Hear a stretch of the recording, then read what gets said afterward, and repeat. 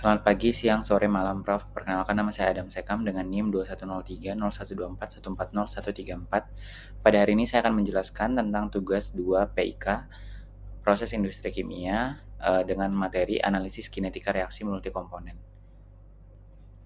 Kinetika reaksi. Dalam dunia nyata, reaksi jarang terjadi secara sederhana atau hanya antara satu reaktan dan satu produk. Lebih sering beberapa komponen terlibat bereaksi secara bersamaan dan berurutan, bahkan dapat bereaksi secara bolak-balik.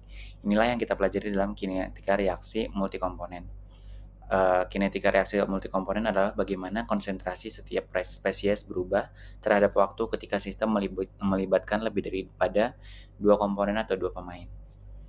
Yang pertama ada reaksi seri atau konsekutif, di mana A menjadi B, kemudian menjadi C.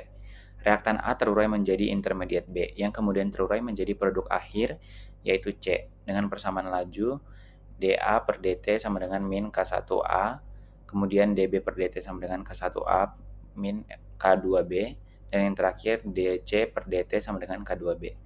Karakteristik utama dari reaksi ini adalah yang pertama, konsentrasi B memiliki nilai maksimum pada waktu Tmax ln K1 per K2 per K1 min K2 sebelum Tmax.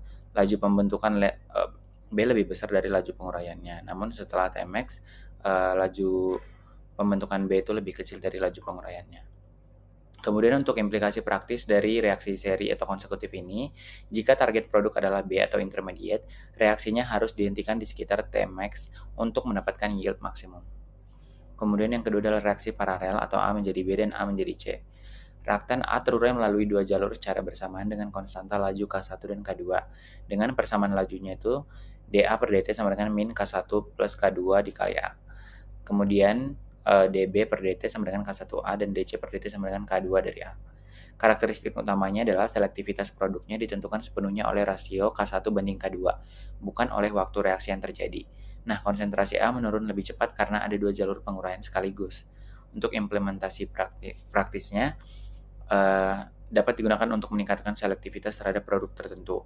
Konstanta laju dikendalikan melalui suhu, katalis, atau pemilihan dari pelarut. Kemudian yang ketiga adalah reaksi reversibel atau A bolak-balik B. Reaksi berlangsung dua arah dengan konstanta laju maju K1 dan balik K-1. Persamaan lajunya itu adalah dA per dt sama dengan min K1 per K-1 kali B. Kemudian yang kedua dB per dt sama dengan K1A min K-1B. Untuk karakteristik utama dari reaksi reversibel ini, sistemnya mencapai kesetimbangan dinamis di mana laju reaksi maju sama dengan laju reaksi balik. Posisi kesetimbangan ditentukan oleh K sama dengan K1 per K-1. Semakin besar nilai K, maka semakin besar juga konsentrasi B di suatu kesetimbangan. Untuk implikasi praktisnya, konversi maksimum reaktan dibatasi oleh nilai K, sehingga untuk meningkatkan yield perlu dilakukan pergeseran kesetimbangan melalui perubahan suhu atau pemindahan produk dari suatu sistem. Untuk grafik berdasarkan Skylab-nya, dari posisi puncak, izinkan saya untuk menjelaskan grafik kinetika reaksi saya, yaitu tentang grafik analisis kinetika reaksi multikomponen.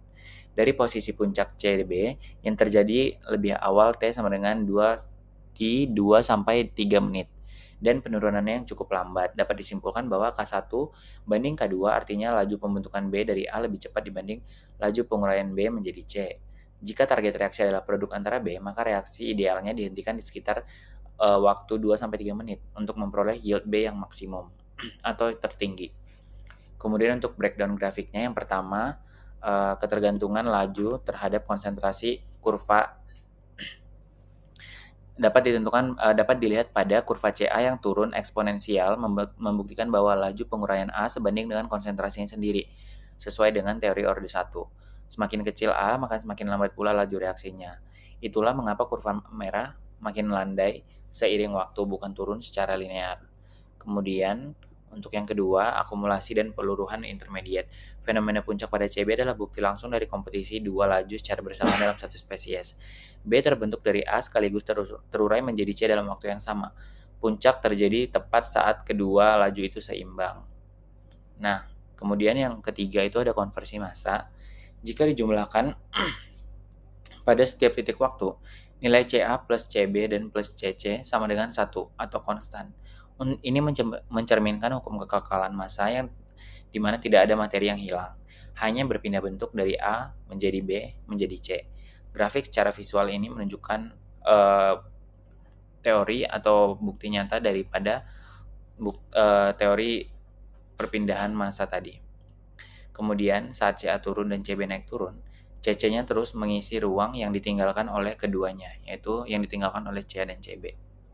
Sekian untuk penjelasan dari materi analisis kinetika reaksi multikomponen saya. Apabila ada kesalahan mohon dimaafkan. Terima kasih, Prof.